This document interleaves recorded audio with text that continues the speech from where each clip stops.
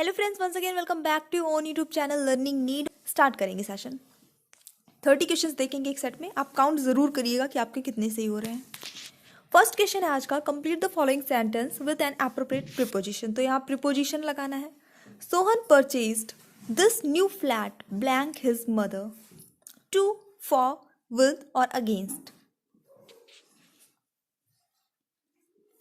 तो बिल्कुल यहाँ पे करेक्ट आंसर हो जाता है आपका ऑप्शन नंबर बी, फॉर हो जाएगा। उसने अपनी माँ के लिए नया फ्लैट खरीदा है।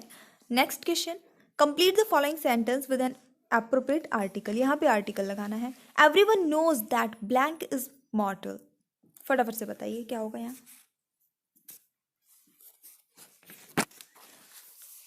तो चलिए देख लेते हैं यहाँ पे आपका करेक्ट आंसर क्या हो जाता है। यहाँ पे होता है ऑप्शन नंबर ए, मैन हो जाता है। दैट मैन सीधे, क्योंकि कोई आर्टिकल आप यूज़ नहीं करेंगे। क्यों? क्योंकि आपका ये जो पूरा सेंटेंस बनेगा मैन इज करके, वो एक यूनिवर्सल ट्रुथ है। हमेशा यूनिवर्सल रूप में कोई भी चीज़ का प्रयोग होता है, स्पेशली अगर मैन का प्रयोग हो रहा है तो उसके पहले कोई भी आर्टिकल का यूज़ नहीं करना चाहिए। अब यहाँ पे आपको वॉइस चेंज करनी है।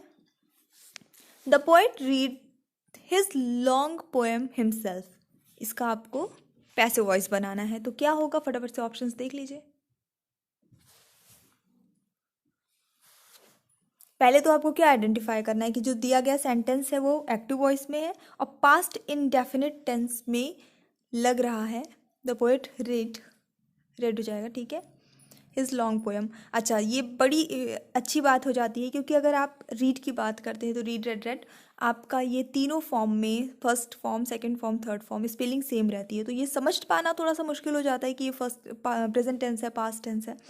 तो उससे हम कैसे जानेंगे, इसी के थ्रू ही हम समझ सकते हैं,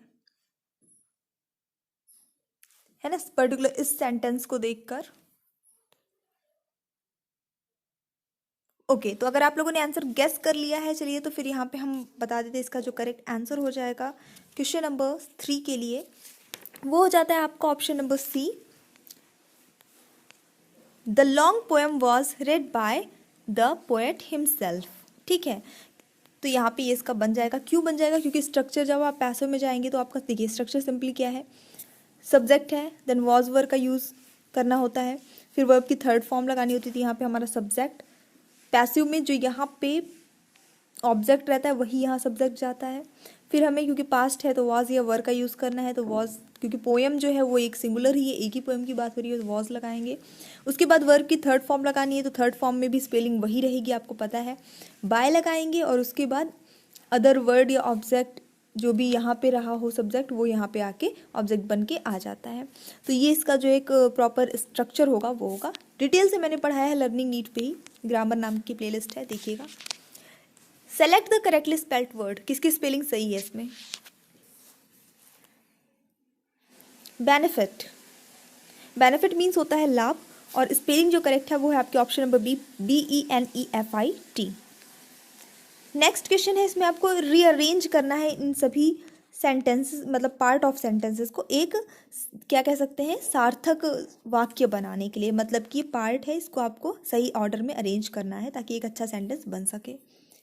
और फिर यहाँ पे कोड दिए हुए हैं और इस कोड में के अकॉर्डिंग आपको बताना है कि कौन सा कोड सही है।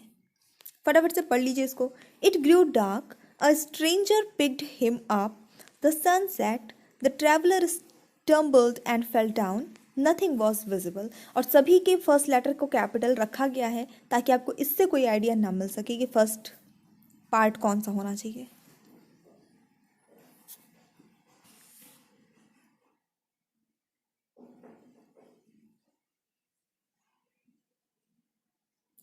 चलिए देख लेते हैं। थोड़ा सा टाइम, अगर आपको टाइम चाहिए रहा करे तो आप वीडियो पॉज कर दिया करिए और आराम से देख लिया करिए, सॉल्व कर लिया करिए। हम थोड़ा सा फास्ट ही क्योंकि करेंगे। तो यहाँ पे जो करेक्ट आंसर होगा आपका वो देख लेते हैं। पहले सबसे आपका आएगा द सनसेट। इसको हम फर्स्ट नंबर पे रखते हैं। द सनसेट स्टार्ट किया यहाँ से हमने सेंटेंस को, फिर सनसेट हुआ यानी कि सूर्यास्त हो गया। अब इसके बाद क्या हुआ? It grew dark. जब सनसेट हुआ तो डार्क हो गया, अंधेरा हो गया चारों ओर। और जब अंधेरा हो गया तब क्या हुआ? जब अंधेरा होता है तो कोई भी चीज़ दिखाई नहीं देती है ना, तो नथिंग वॉज विजिबल, कुछ भी दिखाई नहीं दे रहा था। ठीक है, सूर्यास्त हुआ, अंधेरा छा गया, कुछ भी दिखाई नहीं दे रहा था। अब जब कुछ भी नहीं दिखाई दे रहा था तो हमारे पास दो ही सेंटेंस बचे हैं कि एक स्ट्रेंजर ने उसे उठाया, तो कुछ भी नहीं दिखाई दे रहा था कि स्ट्रेंजर ने उसे उठाया, अजीब सा लग रहा है। तो जाहिर सी बात है हमारा ये वाला सेंटेंस आएगा 4th नंबर पे, the traveller stumbled and fell down, यानी कि यात्रियों को ठोकर लगी और वो गिर पड़ी। अ स्ट्रेंजर पिक्ड अप हिम, यात्रियों ने, यात्री हो जाएगा, और एक अजनबी ने उन्हें उठाया। तो यहाँ पे 5th नंबर पे आ जाएगा। तो आपका बन जाता है ये RPT,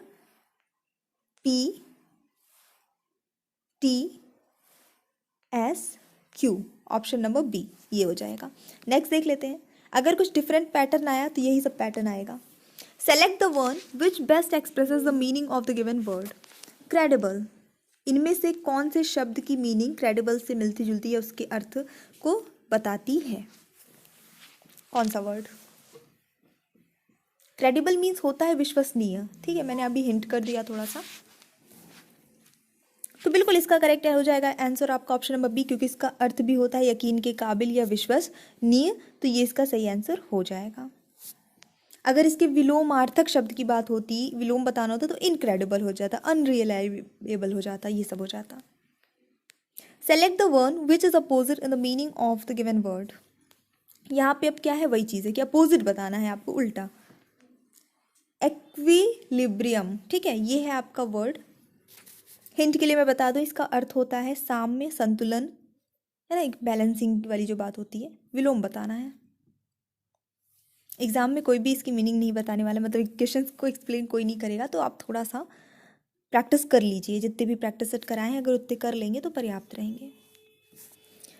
सही उत्तर होता है यहाँ पे इस क्वेश्चन के लिए आपका इम्बैलेंस, असंतुलन, असंतुलित, असाम्य। Pick out the suitable one word for the following of various kind.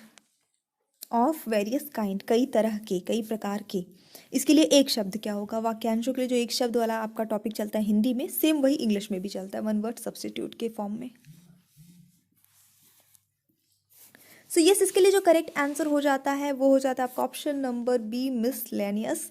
इसका मतलब होता है विविध, शुद्ध हिंदी इसकी होती है विविध, तो ये इसका अर्थ हो जाएगा। विविध मतलब होता है नाना प्रकार के, कई प्रकार के, ठीक है।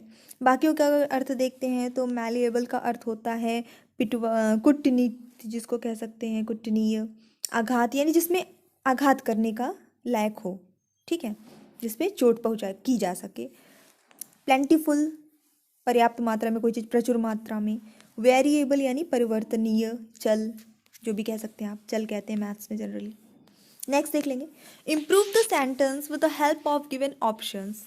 इन case of no improvement your answer will be option number D. Underline जो पार्ट हुआ है उसकी जगह पे क्या आना चाहिए? अगर आपको लगता है कोई इम्प्रूवमेंट नहीं होनी चाहिए तो आप नो इम्प्रूवमेंट टिक करिएगा। He gave me a 10 rupees note.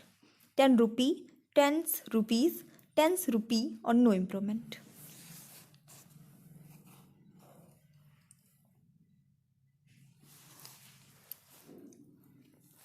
ये 10 रुपी वाला कॉन्सेप्ट मैंने आपको पहले भी बताया हुआ था। यहाँ पे देखिए 10 रुपी होना चाहिए, 10 रुपीज़ नहीं होना चाहिए, क्योंकि जब हाइफन लगा हुआ है तो हाइफन लगाने के बाद क्या हो गया, ये कंपाउंड वर्ड बन गया। तब यहाँ पे आपको सिर्फ भले ही 10 लिखा है पर इसके साथ ये रुपी ही यूज़ होगा। अगर यहाँ पे हाइफन नहीं होगा तब यहाँ पे रुपीज़ होगा, तब यहाँ पे रुपी नहीं होगा। तो इस चीज़ को ध्यान रखना है। कंपाउंड वर्ड बना है 10 रुपये, तो 10 रुपी नोट का मतलब हो गया 10 रुपये की नोट, और 10 रुपीज़ का मतलब हो जाता है 10 रुपये। तो वहाँ पे 10 रुपये की नोट नहीं, 10 रुपये की नोट होता है, ठीक है। तो ये आपको ध्यान रखना है। हाइफन लगेगा तो ये सिंगुलर यूज़ होगा, हाइफन नहीं लगेगा तो प्लूरल के फॉर्म में यूज़ होता है रुपी। 10 की जगह कुछ भी हो, 50, 20, 100, whatever. Fill in the blanks with suitable form of verb.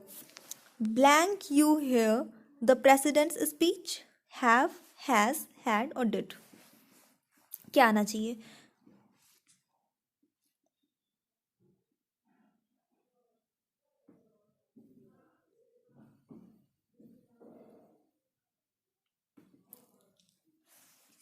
चलिए देख लेते हैं 10th के लिए जो आपका करेक्ट आंसर होता है वो हो जाता है ऑप्शन नंबर डी, डिड का यूज़ होगा। क्यों होगा? देखिए यहाँ पे लिखा है you hear the president's speech, कि क्या तुमने प्रेसिडेंट की स्पीच सुनी। ये तो हम अपने से भी लगा रहे हैं ना कि क्या तुमने, ऐसा ये हो सकता है इसका सेंस। बट अगर सिर्फ इसी सेंटेंस को देख के आपको डिसाइड करना हो तो हैव होता, हैज़ होता, हैड होता, तो वर्ब की थर्ड फॉर्म यूज़ हुई होती। रिमेंबर, ये चीज़ आपको पता ही है। अब यहाँ पे फर्स्ट फॉर्म यूज़ हुई है, तो हमें पता है कि जो सिंपल पास्ट टेंस होता है उसके इंट्रोगेटिव या नेगेटिव सेंटेंस में वर्ब की फर्स्ट फॉर्म ही यूज़ होती है। तो यहाँ पे ये आपका इंट्रोगेटिव हो जाता है सिंपल पास्ट टेंस का। तो यहाँ पे आपका ऑप्शन नंबर डी आ जाएगा, did. Choose the alternative which best expresses the meaning of the adamant phrase. Why do you fight shy of me. तो फाइट शाई ऑफ का मतलब क्या होता है? फाइट विद, अवॉइड, एम्बेरस और shout out, sorry shout eight.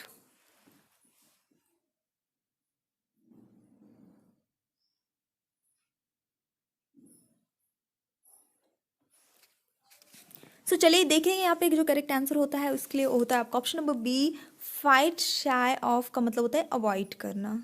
ठीक है, तो यहाँ पे Y do you fight shy of मी का मतलब ये नहीं हो गया कि तुम मेरे से लड़ क्यों रहे हो, शर्मा क्यों रहे हो, ऐसा कुछ नहीं है। इसका मतलब है कि तुम मुझे अवॉइड क्यों कर रहे हो, है ना, इग्नोर क्यों कर रहे हो, नज़रअंदाज क्यों कर रहे हो। नेक्स्ट देखते हैं, select the one which best expresses the same sentence in indirect और डायरेक्ट स्पीच। यहाँ पे एक सेंटेंस है, आपको बताना है, ये इनडायरेक्ट में है, इसका डायरेक्ट स्पीच क्या होगा ये बताना है। He said that we are all born to die. Direct बताना है, नरेशन वाला क्वेश्चन है। सो यस, इसके लिए जो आपका करेक्ट आंसर हो जाएगा 12th के लिए वो होता है option number D, he said we are all been born to die. अब यहाँ पे वी का वी ही रह जाएगा, क्यों? क्योंकि यूनिवर्सल ट्रुथ है, पहले भी बता चुकी हूँ ये चीज़ें कि जब यूनिवर्सल ट्रुथ की बात होती है तो वहाँ पे वी ही यूज़ करते हैं, क्योंकि वो हम सब की बात है, ऐसा नहीं है कि उसने कहा है तो सिर्फ उसकी बात है, सबके लिए बोला गया है। नेक्स्ट देख लेते हैं। ओके, यहाँ पे भी आर्टिकल ही आपको लगाना है। The Ganga rises in blank Himalayas. तो आपको पता है कि नदियों के आगे या पर्वत, मतलब कि जो पर्वत श्रृंखलाएं होती हैं, माउंटेन्स होते हैं, उनके आगे क्या लगता है? हमेशा दे लगता है। तो ऑप्शन नंबर सी हो जाएगा, the Himalayas. Fill in the blanks from the words given below. A blank of directors will finalize this case. Board, panel, band और काउंसिल। तो यहाँ पे आपका जो कह सकते हैं कलेक्टिव नाउन होता है वो आपको यहाँ पे अगर याद होगा तो बन जाएगा। डायरेक्टर्स के लिए क्या वर्ड यूज होता है? And the correct answer is option number A, board. ठीक है, बोर्ड ऑफ डायरेक्टर, डायरेक्टर्स का जो है बोर्ड बैठता है। नेक्स्ट देखेंगे, यहाँ पे प्रिपोजिशन बताना है। So Ram is accomplished blank the art of painting with, in, on और टू। देखिए, आपको पता है कि कुछ वर्ड्स होते हैं जो कुछ पर्टिकुलर प्रिपोजिशन को फॉलो करते हैं, जैसे इस वर्ड के साथ एक पर्टिकुलर प्रिपोजिशन ही यूज होता है हमेशा। कौन सा है अगर आपको पता है तो बन जाएगा।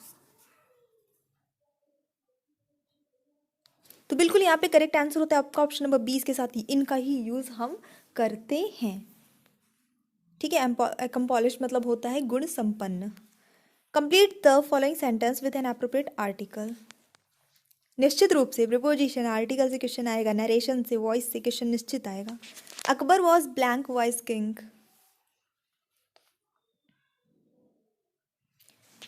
बिल्कुल आपका ए आ जाएगा, सबने सही गेस किया होगा, Akbar was a voice king, ये आ जाएगा, करेक्ट आंसर है। Select the correctly spelled word. किसकी स्पेलिंग सही है? मैनर्ड की सही स्पेलिंग क्या है?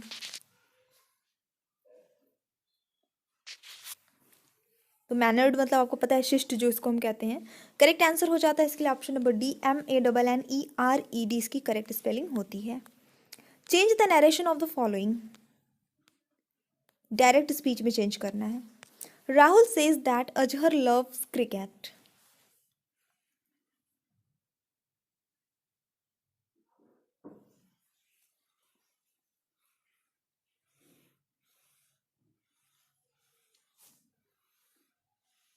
चलिए देख लेते हैं यहाँ पे करेक्ट आंसर क्या होता है आपका। ऑप्शन नंबर डी हो जाएगा, Rahul says Azhar loves cricket, यानी कि कोई चेंज नहीं हुआ है। तो देखिए रूल यहाँ पे क्या हो जाता है कि जब आपका ये एसरेटिव सेंटेंस है, सिंपल सा सेंटेंस है इनडायरेक्ट स्पीच में, तो नियम क्या है कि रिपोर्टिंग वर्ब प्रेजेंट में है, या फिर फ्यूचर टेंस में हो, तो चाहे प्रेजेंट में रहे चाहे फ्यूचर में, यहाँ पे प्रेजेंट में है तो हम इसको प्रेजेंट मान के चलते हैं। तो रिपोर्टेड स्पीच के वर्ब के टेंस में कोई भी चेंजेस हमें नहीं करने होते, तो यहाँ पर हमने वही चीज़ किया है, रूल ये हो जाता है। तो जब अगर हम इस सेंटेंस को बदलते इनडायरेक्ट में तो भी हम वही करते कि राहुल सेज आपका प्रेजेंट में है, ठीक है, तो हम कोई चेंजेस नहीं करते, बस दैट लगा देते और एज इट इज़ लिख देते। और फिर यहाँ पे एक थर्ड पर्सन अजहर की बात हुई है तो हम नेम यूज़ हुआ है तो नेम ही लगाना है। अगर यहाँ पे कुछ प्रोनाउन होता तो हमें फिर इसको चेंज करना होता है अकॉर्डिंग टू जो हमारा सब्जेक्ट है, बट यहाँ ऐसी कोई सिचुएशन ही नहीं है तो ज़रूरत नहीं पड़ी। नेक्स्ट देख लेते हैं, pick out the suitable one word. Okay, इस सेंटेंस के लिए वन वर्ड आपको पिक करना है। Person leading a life of a strict self disciplined. कुछ लोग होते हैं ना बहुत ही स्ट्रिक्टली आत्मानुशासन को फॉलो करते हैं, एक ऐसा जीवन व्यतीत करते हैं, उनके डिसिप्लिन बहुत ज़्यादा रहते हैं, खुद के होते बनाए होते हैं और खुद ही वो फॉलो भी करते हैं। उन्हें क्या कहा जाता है इन इंग्लिश?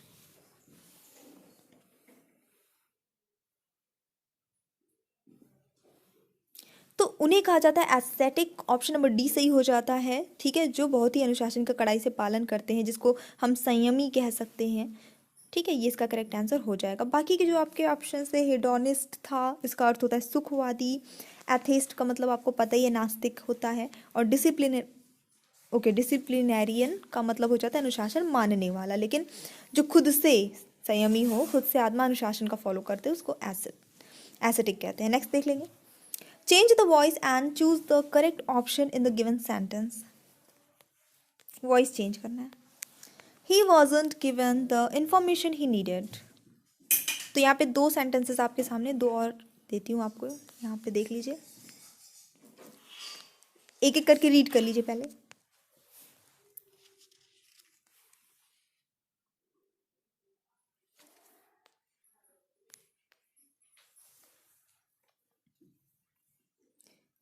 सो यस, इसके लिए जो करेक्ट आंसर होगा आपका वो हो जाता है option number D, they didn't give me the information he needed. ये आपका सेंटेंस बन जाएगा, ठीक है।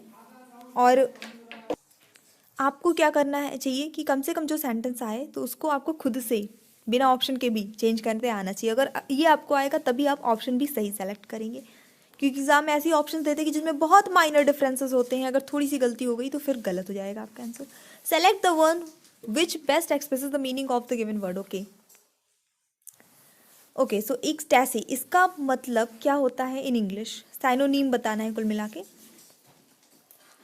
जनरली सिनोनिम के जो क्वेश्चंस आते हैं उसमें कभी ये लिखा नहीं आता है कि सिनोनिम आपको बताना है, सिनोनिम नहीं पूछेगा, बस ऐसे एक्सप्रेसेस द मीनिंग ऐसा करके देगा।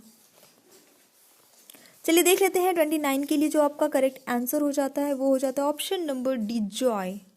Fine, and I think Joy का मतलब तो आप सबको अच्छे से पता ही होगा।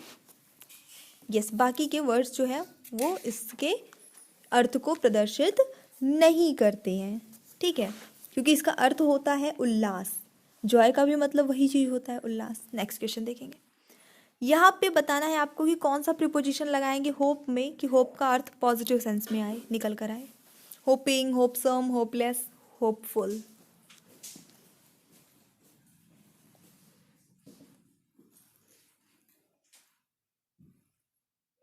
तो पॉजिटिव सेंस में चाहिए तो होपफुल है ना, जिसको आशा हो, पॉजिटिविटी में जा रहा है तो होपफुल हो जाएगा। अगर ये निगेटिव सेंस में पूछता तो आप होपलेस लगा देते, लेस बना देते। नेक्स्ट देख लेते हैं, choose the alternative which best expresses the meaning of the item and phrase. He broke down when he heard the news of his son's death. तो यहाँ पे ब्रोक डाउन का अर्थ आपको बताना है क्या होता है।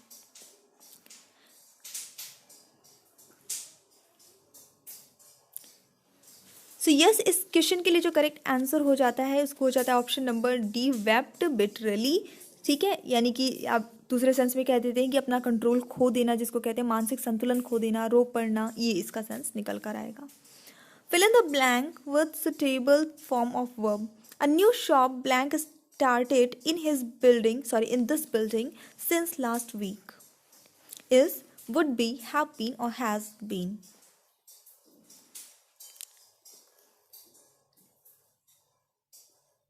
देखिए सिंपल सी बात है कि जब क्वेश्चन मतलब आपके सेंटेंस में सिंस का यूज़ हुआ है, चाहे फॉर का यूज़ होता, साथ में टाइम बताया गया है लास्ट वीक, तो ये आपका यहाँ पे क्या यूज़ होना चाहिए, यहाँ पे ऑब्वियसली हैज़ बीन यूज़ होना चाहिए। जितने ऑप्शंस हैं उनमें से आपके हैज़ बीन यूज़ होगा, हैव बीन भी नहीं होगा क्योंकि अ शॉप की बात हो रही है, एक शॉप की बात हो रही है, तो हैज़ ही लगेगा, जाहिर सी बात है।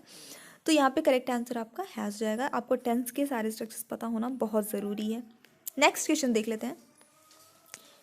यहाँ पे आर्टिकल फिल करना है, he is blank honest worker.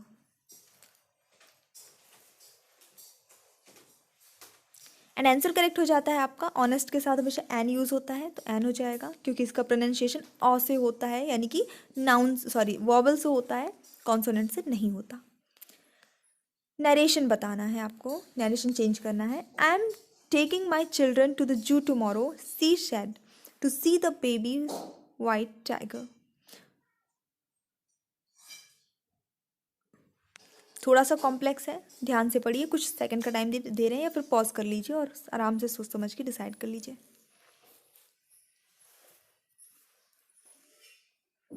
है ना, थोड़ा डिफरेंस है ये क्वेश्चन, क्योंकि यहाँ पे देखिए जनरली होता है कि पूरा सेंटेंस जो होता है आपकी रिपोर्टेड स्पीच पूरी हो जाती है, उसके बाद आपका रिपोर्टिंग वर्ब भी आप उसके पहले होता है। यहाँ पे क्या है, बीच में ही है, और बीच इधर भी सेंटेंस है इधर भी सेंटेंस है, आपका स्पीच दोनों साइड में है। चलिए देखते हैं करेक्ट आंसर क्या होगा आपका। ऑप्शन नंबर सी सही होगा। She said that she was taking her children to the zoo the next day to see the baby white tiger. Tomorrow के लिए the next day हो जाता है। बाकी के जो रूल चलते हैं नरेशन में वही रूल यहाँ पे फॉलो हुए हैं, कुछ भी अलग से रूल फॉलो नहीं हुआ है। लेकिन कई कई बार ऐसा होता है कि रिपोर्टर स्पीच रिपोर्टिंग वर्ब के बाद होती है या फिर इसके दोनों तरफ, है ना, स्टार्टिंग में भी हो सकती है एंड में भी हो सकती है, दोनों ही सिचुएशन में हो सकती है। तो ऐसी सिचुएशन में हमेशा इनडायरेक्ट स्पीच में वही पद वही एक क्या कह सकते हैं वर्ड पहले आएगा जो इन्वर्टेड कॉमा के बाहर होता है, हमेशा वही पहले आएगा। यहाँ पे ये पहले बाहर है इन्वर्टेड कॉमा के, तो आप स्टार्टिंग इसी से करेंगे, हमेशा ध्यान रखना है इस चीज़ को, ठीक है। अब बाकी ये एसरेटिव सेंटेंस था, प्रेजेंट कॉन्टिन्यूस टेंस था, तो बिल्कुल जो भी रूल इसके फॉलो होते हैं वही रूल फॉलो हुए हैं, और भी कुछ नया नहीं है। Change the voice and choose the correct option in the given sentence. Fine, voice change करनी है। We should meet all our needs. Simple, ये आपका एक्टिव वॉइस में है और आपको चेंज करना है पैसिव वॉइस में। अब सेंटेंस जो है वो आपको पर्टिकुलर टेंस का यूज़ ना करते हुए यहाँ पे मॉडल वर्ब का यूज़ किया गया है, शुड का यूज़ किया गया है। तो जो मॉडल वर्ब के ऊपर रूल्स अप्लाई होते हैं वो यहाँ पे अप्लाई करने हैं आपको। सब कुछ मैंने पढ़ाया है, देखिए लर्निंग नीड पे ग्रामर बहुत सारी पढ़ाई है। आई थिंक टेंस वाला चैप्टर जो है नहीं पढ़ा है, अदरवाइज सारे चीज़ों को बहुत ही ईजी वे में पढ़ा रखा है। चलिए देख लेते हैं इसके लिए जो आपका करेक्ट आंसर होगा वो हो जाता है option number A, all our needs should be met by us. तो यहाँ पे शुड भी हो जाता है जो इसका रूल चलता है हमेशा, ठीक है। सब इसके रूल ये सिंपल यही चलता है कि सब्जेक्ट लगता है पहले आपका, तो सब्जेक्ट हो गया, तो हमेशा ही सब्जेक्ट आपका जो यहाँ पे ऑब्जेक्ट होता है वही आता है, तो ये आ गया। उसके बाद शुड जो आपका मॉडल लगा है उसके साथ बी यूज़ हो जाता है, ठीक है। वर्ब की कौन से फॉर्म, थर्ड फॉर्म यूज़ हो जाती है, और फिर उसके बाद अदर वर्ड हो जाते हैं। तो यहाँ पे वी है तो बाय अस हो गया। नेक्स्ट देख लेते हैं, fill in the blanks by, okay यहाँ पे भी प्रीपोजिशन ही आपको लगाना है।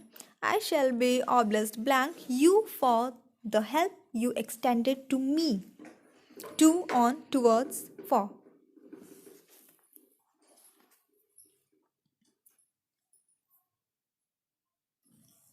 तो देखिए यहाँ पे किसी के आभारी होने की बात की गई है, ये वर्ड आपका ये साफ साफ रिप्रेजेंट कर रहा है। तो जब हम किसी के प्रति आभारी होते हैं, आभार व्यक्त करते हैं, तो हमेशा टू वर्ड यूज़ करते हैं, ठीक है। तो यहाँ पे ऑप्शन नंबर ए हो जाएगा टू।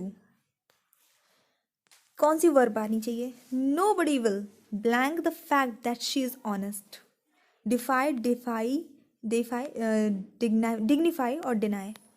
आसान है काफ़ी। सो यस, नकारने वाली बात सिचुएशन है कि कोई भी नकार नहीं सकता कि वो ईमानदार है, ऑनेस्ट है।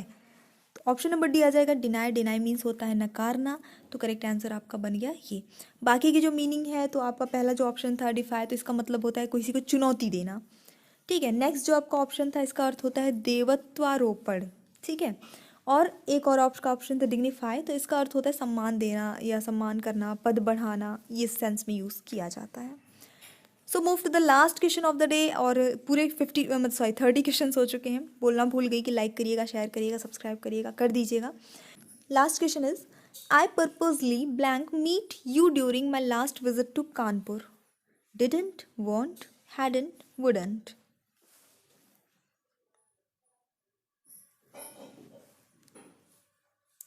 बहुत ही आसान है। देखिए लास्ट विजिट की बात हो रही है, during my last visit to Kanpur, यानी कि लास्ट टाइम जब मैं कानपुर मैंने गया था या वॉट एवर, तो पास्ट टेंस की बात है ना। तो पास्ट टेंस के लिए आप क्या यूज़ करेंगे? ऑब्वियसली डिडंट यूज़ करेंगे, क्योंकि यहाँ पे पास्ट टेंस में भी पास्ट इंडेफिनिट टेंस का यूज़ हो रहा है।